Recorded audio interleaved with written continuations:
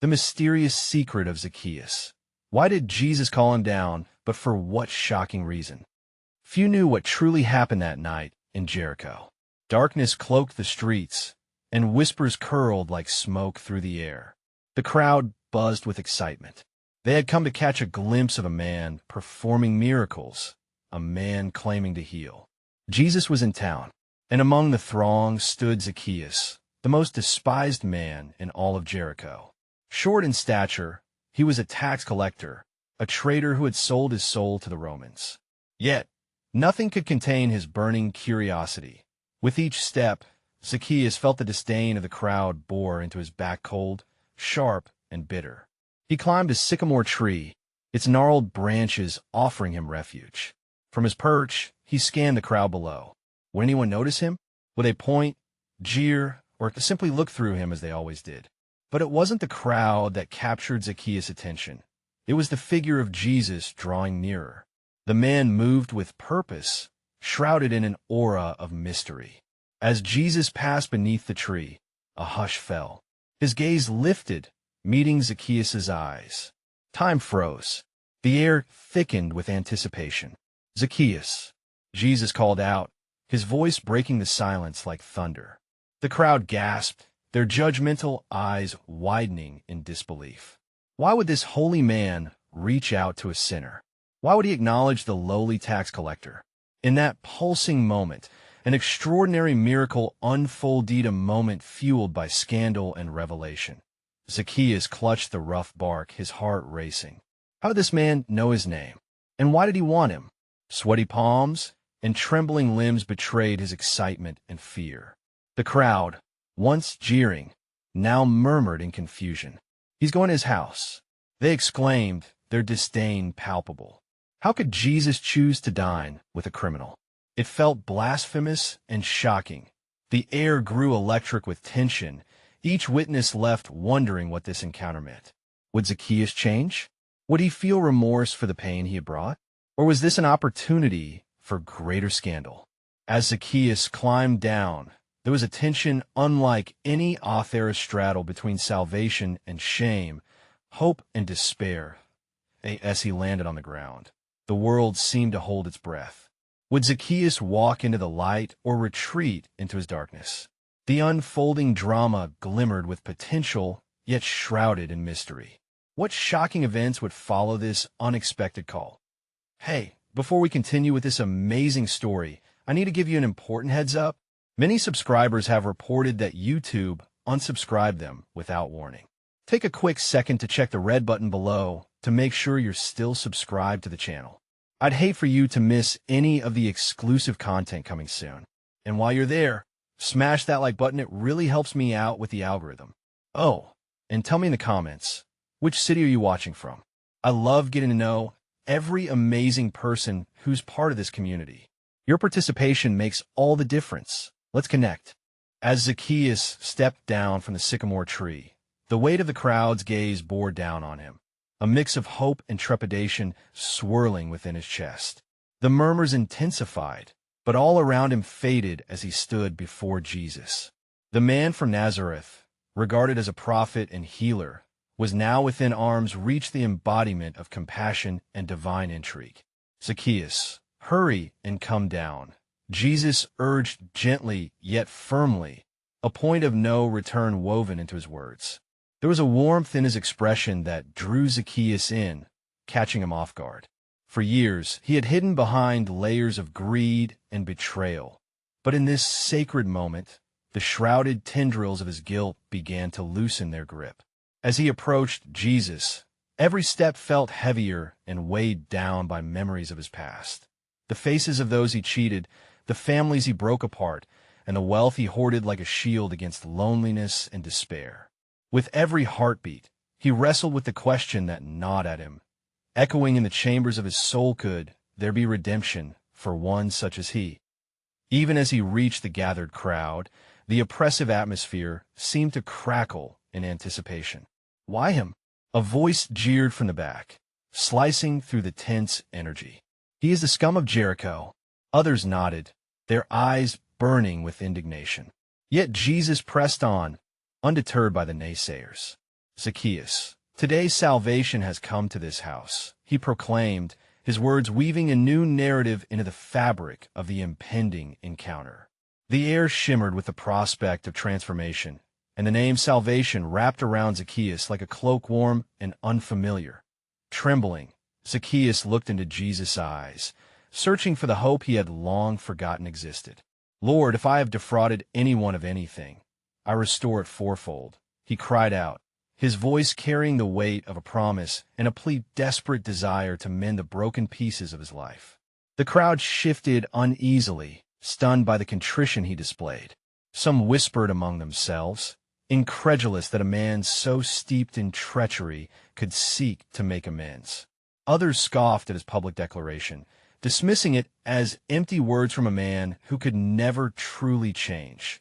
But did they understand the radical shift taking place within Zacchaeus? This man who once reveled in his wealth now hungered for something far greater: connection, forgiveness, a chance at renewal. He had stood on the edge of despair and gazed into the abyss, and for the first time, light flickered before him. "Today, salvation has come to you," Jesus reassured him, punctuating the act of grace with divine conviction. The Son of Man came to seek and to save the lost. Each word felt like a salve on Zacchaeus' wounded spirit, an invitation into a new identity. Yet, as the crowd began to disperse, murmurs of doubt echoed in Zacchaeus' mind. Was it truly possible to be reborn in such a startling way? Were his past deeds forever tethered to him, or could they be severed in the face of divine mercy? Zacchaeus stood rooted in place, caught in the tension between his former life and the hope Jesus offered. He sensed the shifting tide of a new beginning, but uncertainty lingered like a shadow. As the echoes of the crowd faded, a new question arose. Would he step out of the shadows of his past and embrace the promise of redemption, or would fear bind him to a life defined by shame? As the sun dipped lower on the horizon, casting long shadows across the streets of Jericho, the atmosphere hung thick with anticipation. Zacchaeus stood still, his heart racing with a blend of fear and exhilaration. The crowd began to disperse, yet his thoughts spiraled inward, mired in uncertainty. He felt as though he teetered on the brink of a precipice, the gap before him filled with both promise and peril. "Zacchaeus!" The gentle voice of Jesus broke through his reverie. The rabbi had stepped closer, a curious smile tugging at the corners of his lips. "Come and share a meal with me." The invitation jolted Zacchaeus from his spiral of doubts. It was one thing to stand in the shadow of a profound moment, but to be called into intimate communion with a man so pure caused a swell of emotions within him. Why had Jesus chosen him, the despised tax collector? What secret lay behind this divine encounter? As they made their way to Zacchaeus' home, he suddenly felt heavy with the weight of his surroundings. The other villagers cast skeptical glances his way, murmuring among themselves. Those who once feared him now looked on with a mix of envy and disbelief, as if doubting the sincerity of Jesus' invitation to eye in the solemn silence of his house, adorned with treasures that now felt burdensome.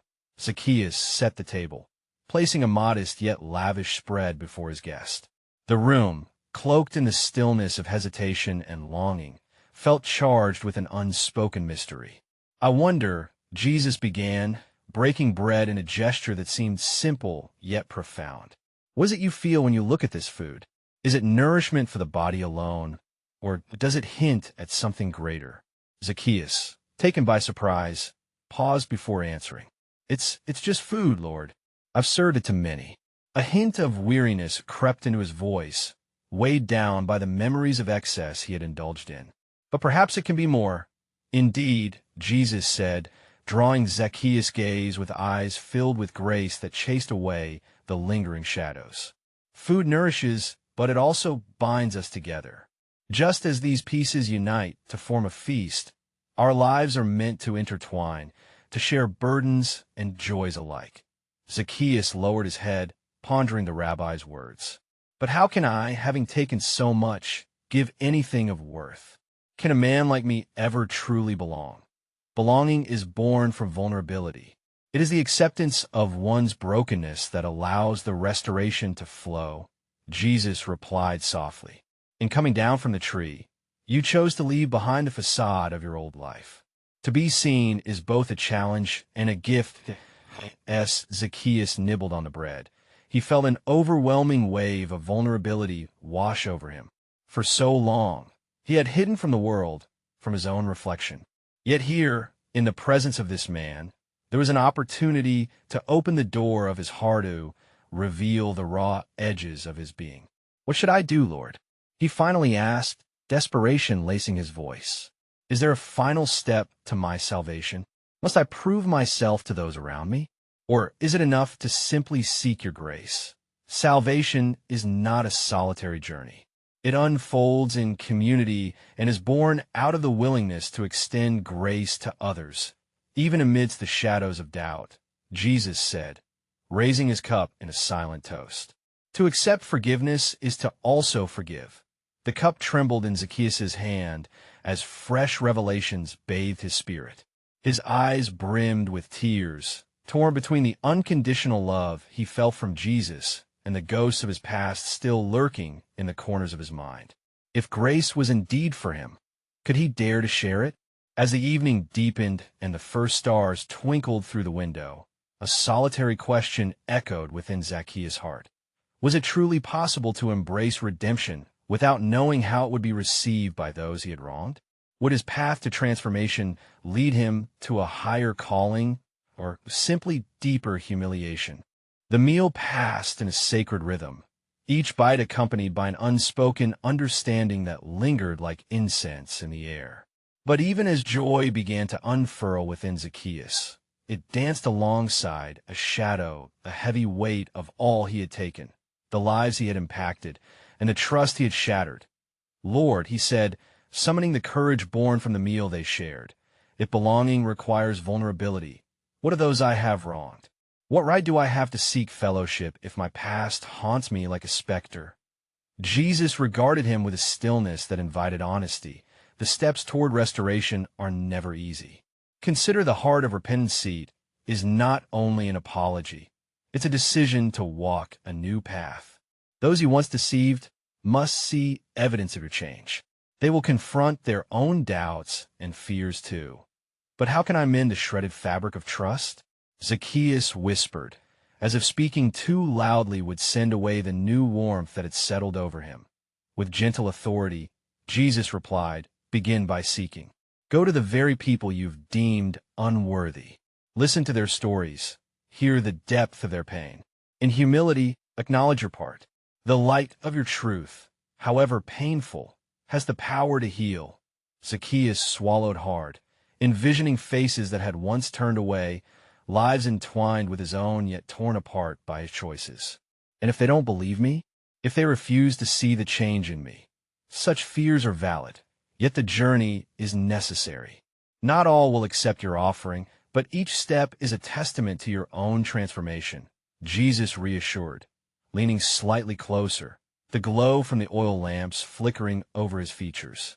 Your willingness to confront this past is itself part of the grace you seek. The shadows on the walls of Zacchaeus' heart seemed to flicker as he absorbed these words. Each flicker was a reminder not just of his transgressions, but also of the hope slowly cradled within. If grace was like the bread they shared, perhaps it could also be the bridge he needed to forge connections anew. The night wore on, but with it, the conflict simmered just below the surface. With every moment, Zacchaeus could feel the call of the impending dawn, whispering promises of a new beginning. Yet a fearful question curled cautiously in his mind: what if vulnerability led only to shame? Before long, the meal was concluded, and Jesus rose to leave. As he turned to Zacchaeus, a resolute kindness shone in his eyes. "Remember, the path to restoration lies in the willingness to be vulnerable to those whom you have hurt.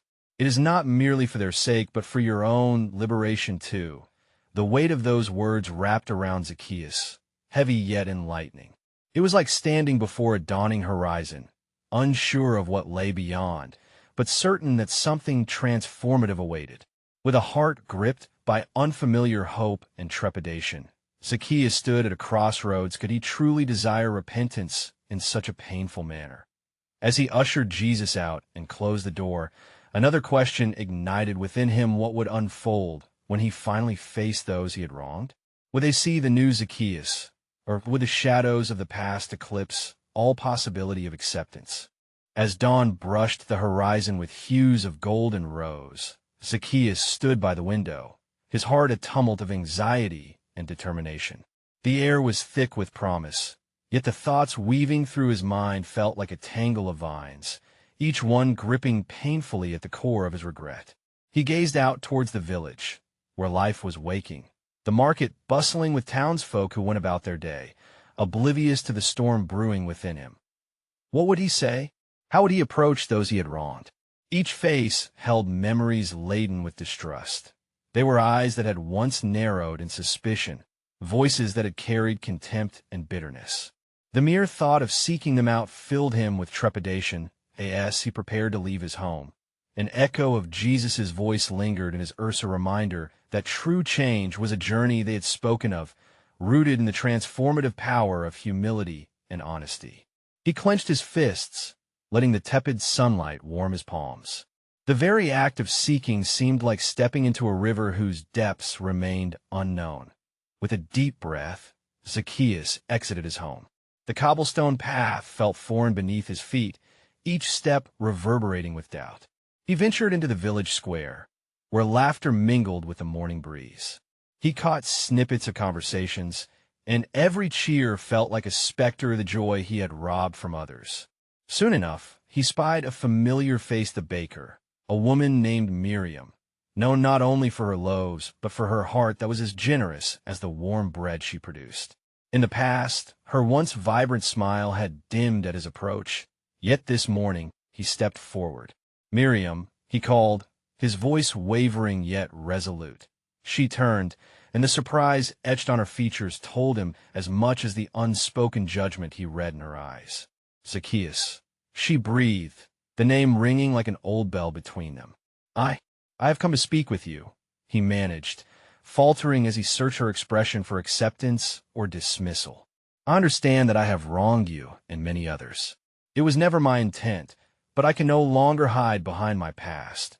Miriam's brow furrowed, and silence hung between them like the weight of a gathering storm. "You can't expect forgiveness, Zacchaeus," she finally replied, her voice steady but laden with pain. "You took from user trust, our peace. What proof do you have that you've changed?" The question struck him, and he felt the fierce impulse to shield himself. Yet, remembering Jesus' words, he pushed through the instinct to retreat. "Though I have none yet," he admitted, "I seek to earn that trust back, starting from today.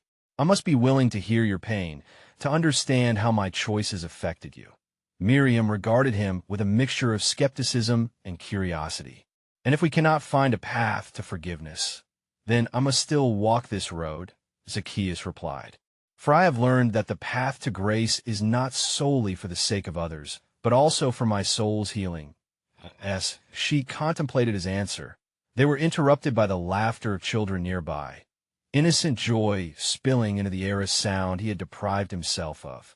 The warmth of sunlight bathed them, yet the chill of reality hung over him, reminding him of the chasm those past choices had created. With a hesitant nod, Miriam stepped closer. "Then let us talk, Zacchaeus. But know this: true change is hard work, not just words." Zacchaeus felt a flicker of hope ignite within him as they embarked on a conversation long overdue, a dialogue between pain and healing. Yet, as he listened to the fragmented stories of betrayal and loss from Miriam's lips, another shadow crept into his mind. What if his presence only opened old wounds rather than allowing them to heal? What if this attempt led to more pain than restoration?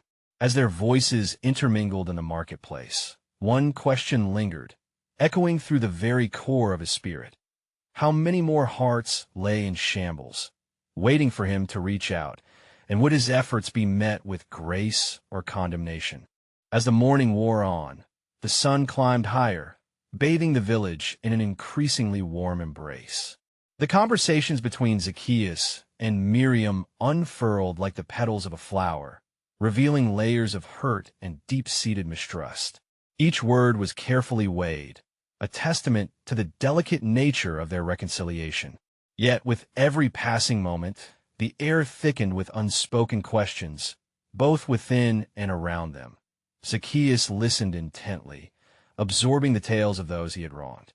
Miriam spoke of sleepless nights spent in worry over the debts he imposed, how her children had gone without, and the shame she felt among her peers as they whispered of his greed.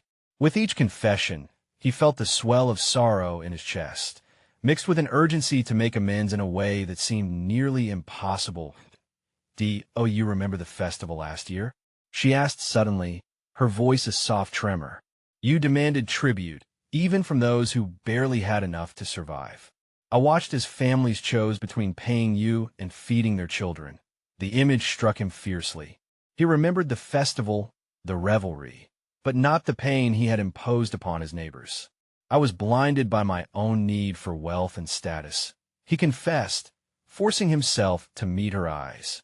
"I saw numbers profit and loss, but not the faces that created those figures." I was a fool. Miriam's gaze softened for just a heartbeat before the memories washed over her once more, hardening her features again. "Fools reap loss, Zacchaeus, but wise men carry that loss in their hearts. How will you carry the weight of what you have done?" The question hung heavy, and in that silence, Zacchaeus felt the earth shift beneath him. It was one thing to apologize. It was another to embrace the repercussions of his actions. "I am learning," he admitted, "that it is not enough to feel sorrow for what I have taken. I must also bear the responsibility of restoring what I can." With her folded arms and downcast eyes, Miriam remained skeptical. But restoration takes more than words. It requires sacrifice. Zacchaeus considered her words, drawing strength from a resolve that felt newly forged. "Then what if I offered to repay all that I took? And if I still owe debts beyond measure? I vow to serve the people, to labor tirelessly in the humility of service." At a flicker of surprise lightened the heaviness of Miriam's brow, yet a shadow flickered across her face. "Promises are easily made, Zacchaeus. But how will you convince this village that you are different now? Many have suffered deeply at your hands. Have you thought of how they may react?" The shadow of doubt lingered, pulling at the corners of hope he was attempting to hold. Indeed, it was not just Miriam had to face. Each soul in the village had their own story of his transgressions, a collective memory that could not be easily erased. What if they shouted at him to leave, or worse, turned their backs as he approached? Just then, a group of children raced by, their laughter ringing clear and bright, a stark contrast to the gravity of his internal battle. He watched them, sensing the weight of innocence he had disrupted. "I wish to stand before them and offer restitution, unafraid of their reactions," he declared boldly. "If I am to carry the load of my past, I will also open my heart to the possibility of their forgiveness. I wish to renew trust, not through wealth, but through deeds of love and service." Miriam remained silent, observing him as he spoke. In that moment, he felt the stirrings of something greater, hope intertwined with uncertainty. Would the village accept him? Or would his past overshadow every tentative step he took toward redemption? "Time is your greatest ally, Zacchaeus," she finally said, softening. "Now, you must live out this change. It will be a path fraught with challenges, but perhaps, just perhaps, it may lead you somewhere deserving." As they spoke, shadows danced playfully in the gentle breeze, suggesting glimpses of the future that remained cloaked in mystery. The weight of his desire for restoration mingled with the fear of rejection, and keenly, he remembered Jesus and his declaration to seek out the lost. Even in the face of desperate hope, a question stirred within him, echoing through the chambers of his heart. Was his journey one of personal redemption, or was it woven into a larger tapestry of divine purpose, guiding him toward a revelation he could not yet fathom? Would he be able to change the perception of his actions, or forever live as a reminder of their pain? As the sun began its descent, casting golden hues across the village, Zacchaeus felt an unexpected weight pressing upon him. He stood at the threshold of an unknown path, with Miriam's words reverberating in his mind. The laughter of children had faded, replaced by the gentle murmurs of adults returning home from their day's toil. He could hear the laughter echoing in the distance, a sound that once filled him with envy, now was a reminder of the joy he had robbed from so many. Determined to begin the journey he had spoken of, Zacchaeus took a deep breath, feeling the crispness of the evening air fill his lungs. He stepped away from Miriam, the pulse of anxiety thrumming in his veins, as he wandered toward the heart of the village. Each footfall felt weighted with the gravity of his intent, for this was not just a momentary act of contrition, but the start of an endeavor to rebuild the bridges he had burned in the village square. The stillness paused, as if all eyes were upon him. He could sense their glances, a mixture of curiosity, distrust, and disbelief. Just a year prior, he had been a figure of disdain, not worthy of a smile or a greeting. Now, as he stood in the fading light, a whirlwind of emotions danced within him, fear mingling with resolve. The first villager to approach was old Eli, whose graying hair and stooped back marked many seasons gone by. Eli, once a lively spirit, was now whispered, often old man burdened with the weight of loss due to Zacchaeus' relentless demand for taxes. There was an undeniable tension in the air as Eli's eyes narrowed, studying the man who had taken so much from him. "What do you seek here, Zacchaeus?" Ella's voice was steady, yet it trembled at the edges with an echo of past grievances. "I seek to make amends," Zacchaeus said, holding his gaze steady. "I wish to repay what I owe not just to you, but to every person I hurt. I cannot change the past, but I can offer my service and my heart." Eli remained silent, his brow furrowed.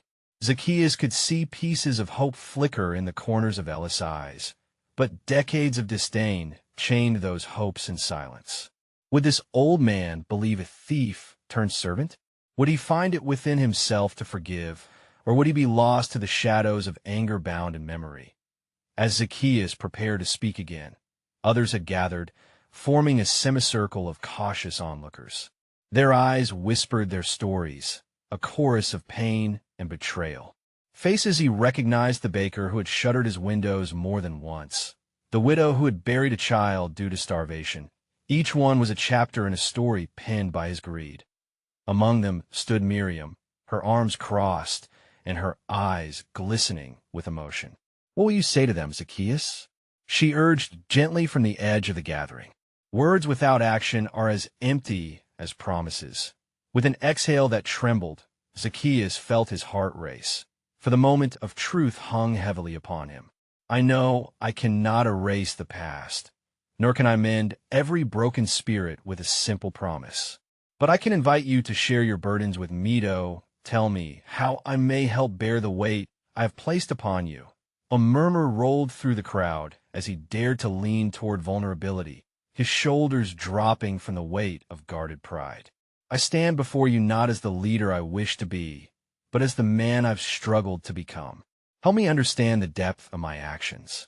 I pledge to give my time, my resources, my very being to serve you and restore what I have taken." The weight of silence became palpable, a shared breath rising and falling like the gentle swell of the sea's tide. Would they see past the life he had led? Would they see perhaps a glimmer of truth in his words, a reflection of a heart yearning for change? Hours seemed to pass in heartbeats, and just as doubt threatened to surmount his fragile resolve, he noticed a small hand reach forward. A girl, no older than 5, peered at him with wide, innocent eyes, unencumbered by the judgments that wove a tapestry of mistrust among the adults. "Will you help my mother?" she cries at night, "because she cannot buy bread for me." The stirring innocence struck Zacchaeus with profound Clarissa reminder that redemption may not come wrapped in a neat bow of acceptance, but rather in the small, vulnerable spaces of human connection. He nodded, his heart swelling as he knelt to meet her gaze. "Yes, little one, I will help your mother, and I will help remind this village that we are strong together." Murmurs arose around him. Little by little, the hardened hearts began to soften. Some listened, Others remained cautious, their stoic faces masks of contemplation. Still, none yet offered a warm embrace. Those, it seemed, must be earned. As the gathering began to disperse, Zacchaeus felt a gentle pull at his spirit, wondering if this was merely the beginning of a long and arduous pilgrimage toward redemption. In the fading light of the sun, under the newly awakening stars, a question spiraled within him, tantalizingly elusive. Could genuine change unfold in the hearts of his neighbors? And would mercy be the light that led them through the darkness of their shared history? Under the cloak of night, as the village drifted into a hush, the gentle twinkling of stars bore witness to the continuing tide of turmoil within Zacchaeus. He had felt the weight of their gazes earlier, though their suspicions lingered like shadows beyond the warm glow of evening fires. Thoughts of his past clung desperately to him. Like damp earth to a fallen leaf, he wandered through the quiet streets, breathing in the familiar sense of baked bread and olive oil. Yet each delightful aroma was tinged with an undeniable bitterness. Perhaps that was the ironic twist of his journey, that every pleasure once taken for granted now beckoned painful memories of sorrow he had caused. With every step toward his home, he felt a strange pull, as if a force larger than himself drove him to the edge of his courtyard. It was there that Miriam found him again, her silhouette framed by the dim light of a single lantern. "Zacchaeus," she called softly, as if afraid to disturb the fragile thread of resolve he had begun to weave. "Miriam," he replied, surprised to feel a sense of comfort wash over him. "You've witnessed my struggle, yet do you believe there is hope for me?" Her gaze held a wisdom that transcended mere words, and within it glimmered a compassion he had not anticipated. "Hope is like the dawn," she spoke, her voice a soothing balm. "It arrives subtly, often before we even recognize it. But Zacchaeus, there is something you must confront beyond their reactions. What burden do you carry within?" The question summoned a swell of feelings he had long buried, the silent cries of those he had wronged whispering within the chambers of his heart. "I fear they will never see me beyond my past, that my attempts at change will only serve as reminders of my sins." "Then show them," Miriam urged, "not just with words, but with actions that echo your sincerity. The path of redemption is not paved in spoken declarations, but in the humble service of others. Seek to understand the wounds you have caused, and allow those encounters, difficult as they may be, to transform you." Her words ignited a spark within him, a flame of possibility taking refuge in his struggling spirit.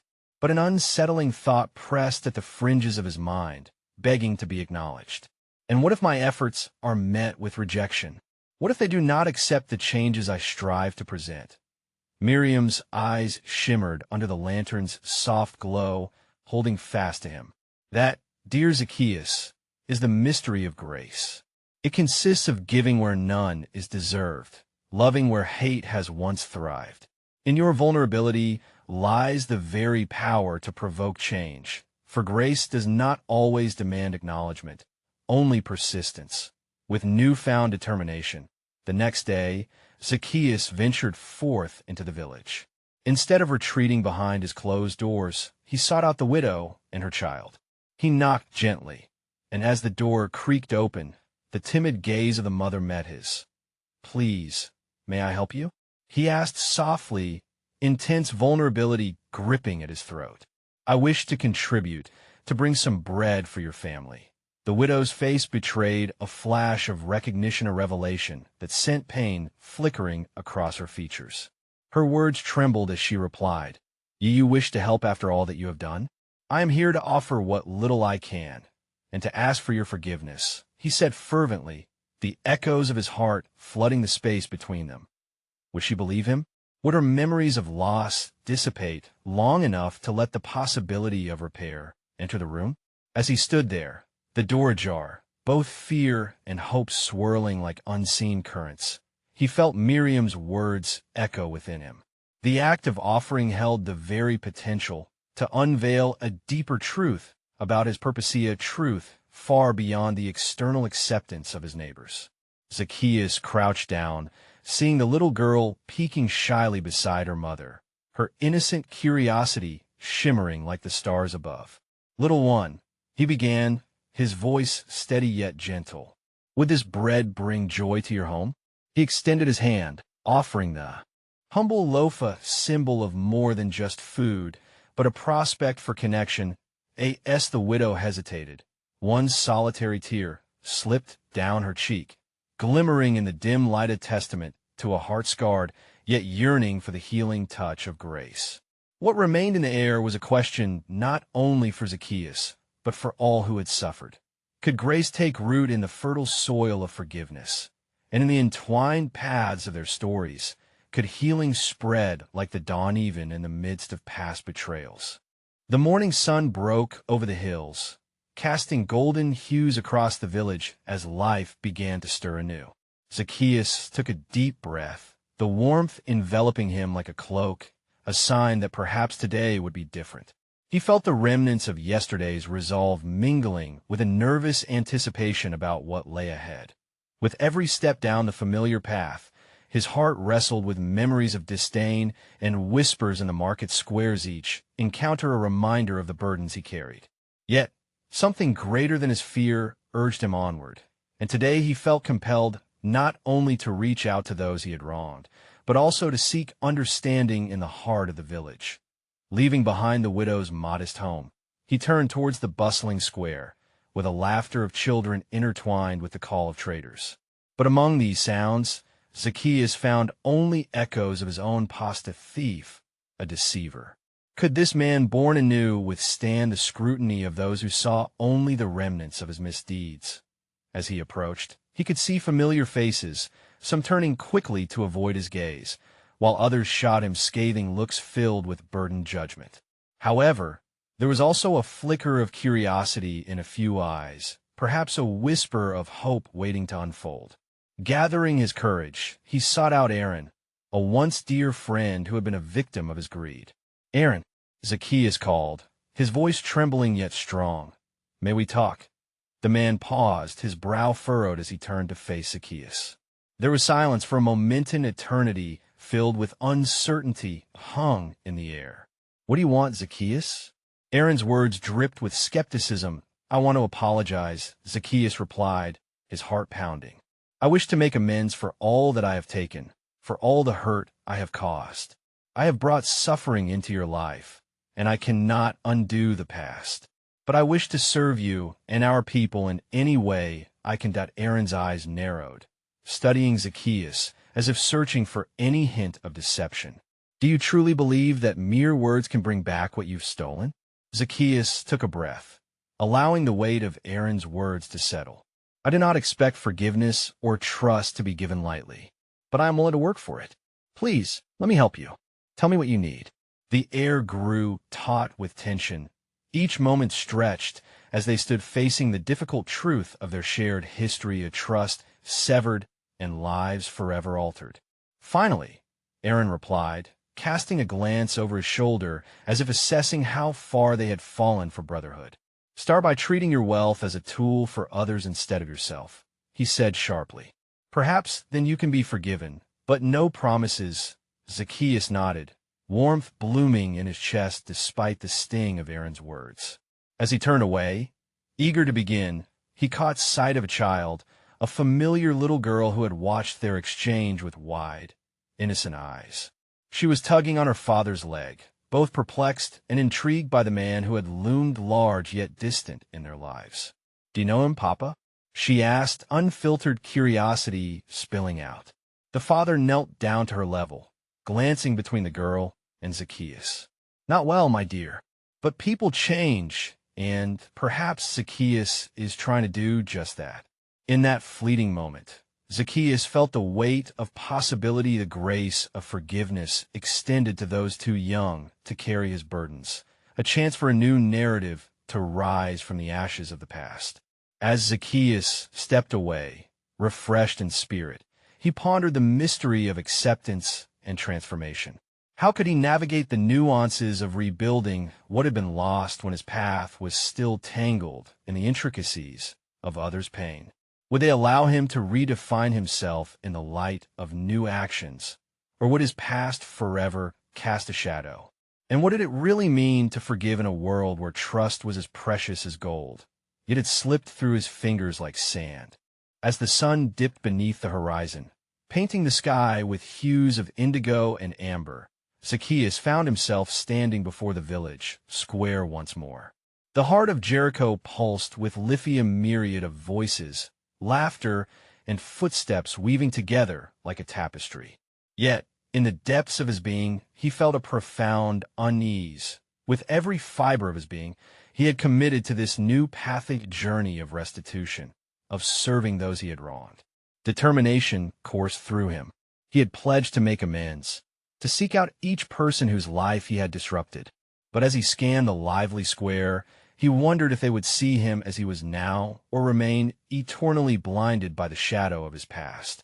And then he spotted her, a child with wide, innocent eyes, the daughter of the widow he had helped.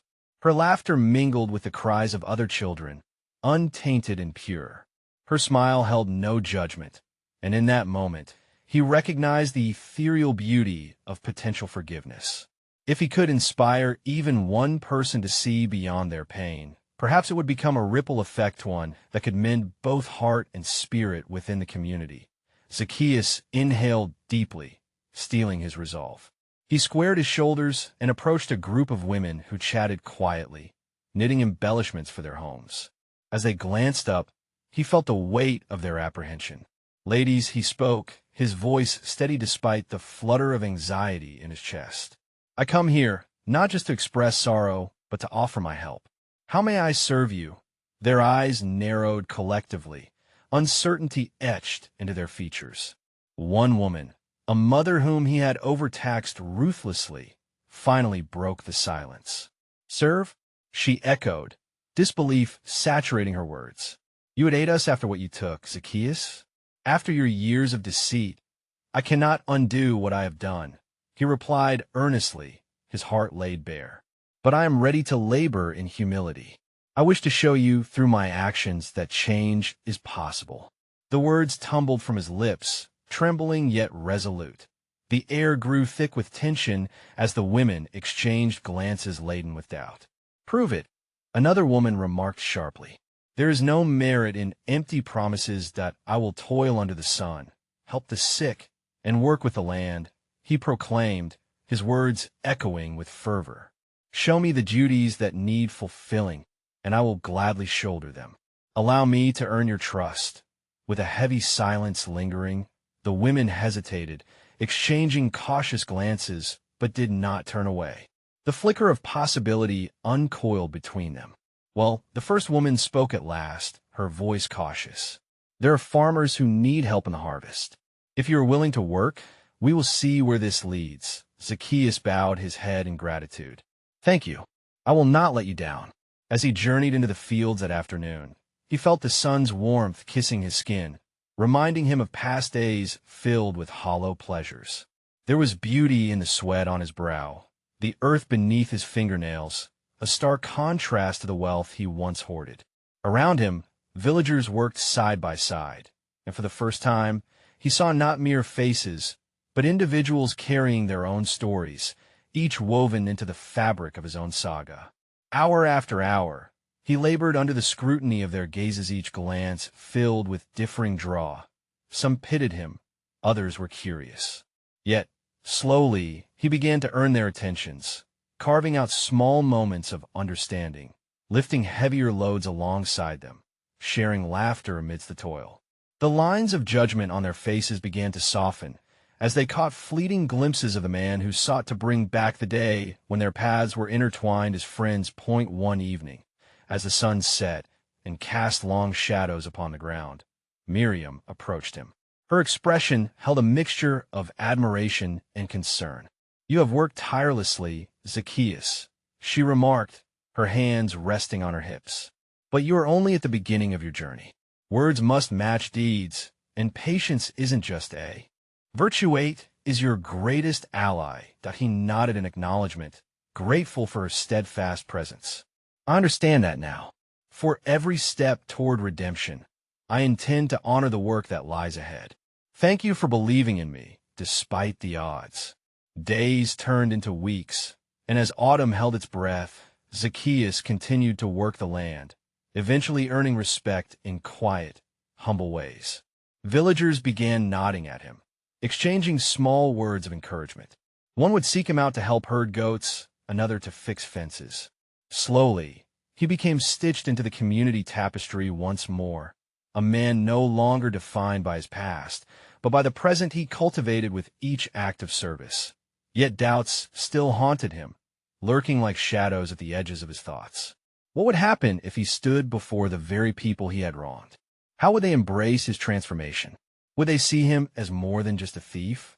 The culmination of this journey felt ever distant, an unanswered question lingering in the recesses of his heart. Then came the festival of the harvest, a time of celebration steeped in laughter, joy, and unity. It was during this occasion that he felt a guiding pulse to act upon the heart of his conviction. As music filled the air and lanterns twinkled against the now starlit sky, Zacchaeus resolved to invite every member of the village to join him for a feast at his home. On that evening, he prepared a modest gathering, adorned with the fruits of labor and reconciliation. He longed to share not just food, but the promise of connection, of the hope he had found in redemption, and the power of community woven through shared struggle. When the festivities began, he stood proudly at the entrance of his humble abode, welcoming every neighbor with open arms. "Come, share in this meal," he announced, his voice resonating with authenticity. "Let us celebrate the bounty of forgiveness that the harvest offers and find healing in the threads of our lives." Tea first, hesitant murmurs filled the crowd. But one by one, they crossed the threshold into the warmth of his newfound hospitality. The aroma of baked bread mixed with the sweet scent of fruits, and laughter soon echoed through the halcyon ether of collective joy that redefined the very roots of his existence. As the evening unfolded, hesitant souls previously barred by skepticism found release in camaraderie. Old wounds began to heal under the dappled light of flickering lanterns. He watched as their faces softened, as stories unfolded like blossoms through shared bites of food and laughter. At one point, as he surveyed the gathering, he spotted Miriam in conversation with his former adversaries. Her eyes sparkled with empathy, her laughter breaking through their guarded expressions.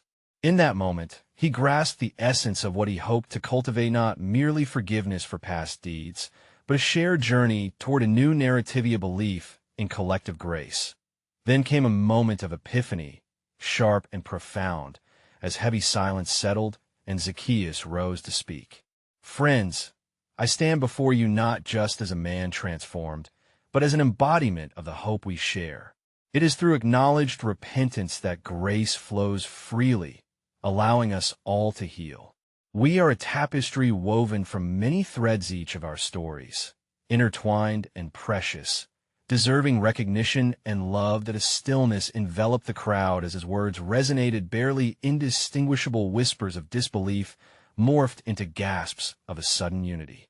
"And so, I extend my hand to you all. Let us grow together, for today marks not just my redemption, but our collective journey toward empowerment and understanding." With his heart tethered to the hope that shimmered through that gathering, he witnessed them nod, aware that each step taken together could build a bridge from the ruins of yesterday. The tears that streamed down the cheeks of the people mingled with their smiles. And in that instant, seated around the table laden with food and a spirit of unity, the miracle unfolded. The bond of forgiveness enveloped them all, cementing each story as a testament that redemption existed for them all. With every hearty laugh, every clasp of hands, and each shared moment, they mourned what had been lost while marveling at the brightness of what lay ahead. Zacchaeus held in his heart not only the hope of personal redemption, but the revelation that transformation wasn't just a solitary path, it was the overlapping journeys of all who dared to choose love over resentment, compassion over judgment. In their collective choice to embrace each other's humanity, they illuminated the essence of a truth that would echo through generations. True grace is not merely received, it is shared, and in sharing, healing transcends the past. As the stars glittered above them, a wave of understanding poured through the evening air. A heart once closed was now open, a community scarred yet blooming amid shadows, a powerful testament that divine potential thrived even in the messiness of life.